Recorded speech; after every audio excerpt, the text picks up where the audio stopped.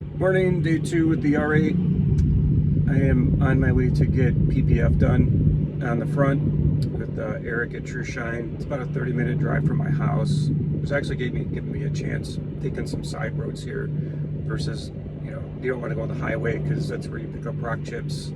And gives me a chance to drive the R8 on some back roads, some side roads. I'm here I'm here in Tennessee, where once you get out of town, actually a lot of really nice driving roads are typically smooth, not a lot of bumps, and a lot of winding roads as well. So the first thing I would say is, I'm comparing this versus an 18 RWS V10 R8 that I had, and so this is a 22 Performance V10, but it's rear drive. And I say but because there's all-wheel drive and rear drive. So I'm comparing a 18 rear drive car versus the 22 rear drive car. First thing I would say is talk about suspension, because this car does not have mag ride, it has a fixed suspension. So what that means is as you cycle through the driving modes like comfort, dynamic, etc., the suspension doesn't change, it's always fixed. And personally, I like that. The reason why is I had mag ride, and I've driven mag ride cars a number of times, R8s in particular, and the problem is comfort can be a little bit floaty, and then sport can be just unbelievably stiff. And so this is a nice middle ground. Well, you never get the true kind of comfort floatiness of, comfort, or the extremeness of sport. This is a sports car as far as I'm concerned, and I definitely want more of a firm ride, but without the harshness, and that's exactly what you get with the R8. In terms of versus the 18, I would say the 22. Granted, I've driven the car for 15 miles, and it's day 2, so it's brand new. I would say the 22 is slightly softer, but still very, very firm, which is great. Not much suspension travel, which is nice as well.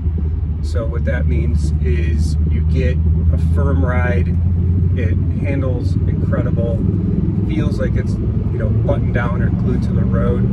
However, with an R8, with Audi, there's an expectation. They engineered in this layer of kind of, I don't want to say cushiness, because it's not cushy, but there's another video I watched, a guy talked about a soft closed drawer where it never slams shut, but it has this kind of feel to it before it shuts. So Audi has that. Like you drive it, like the latest M3, for example, you hit, imperfections on the road, and not only do you feel it, but it hurts. It become a little bit painful almost, and you kind of feel it like crush your spine. The R8 doesn't have any of that.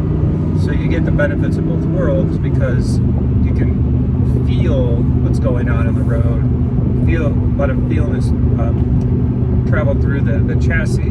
However, you never get any harshness or imperfections, which is great. So it's a great balance that they've engineered into the ride. Steering, we made some updates between the 18 RWS that I had and this 22. The good news, by being rear drive, there's more direct steering that you get without having the all-wheel drive system on the front axles.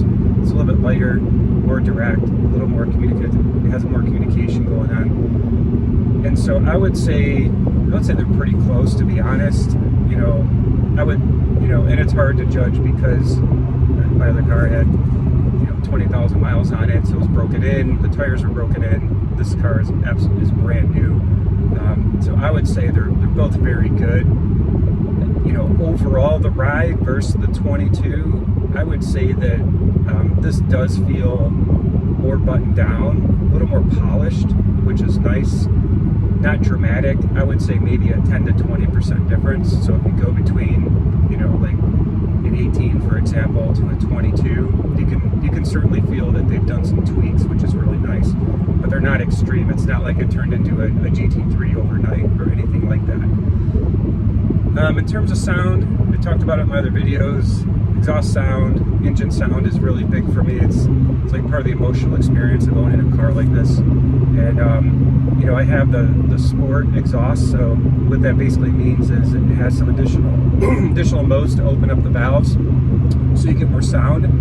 I mean, stock, it's with the valves closed, it's very quiet. You can almost not even hear the exhaust. And then even with it open, you know, it's certainly not, I wouldn't call it exciting. It sounds okay, but it's definitely not near the levels of what you would get with a really good aftermarket exhaust.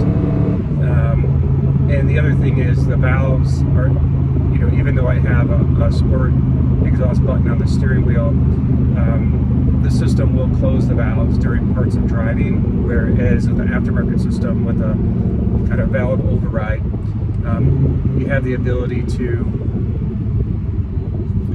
just keep the valves open the whole time. And the benefit of that is not just to be loud and obnoxious, but even when you're driving slow, you get this incredible V10 hum that you just don't get with the stock system.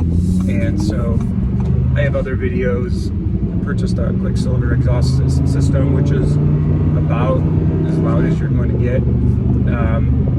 And that will be something that I'll be putting on in a couple of weeks. I'm going to make a few videos so I can highlight the differences between the stock sport system and aftermarket, and then also compare it versus my RWS as well. So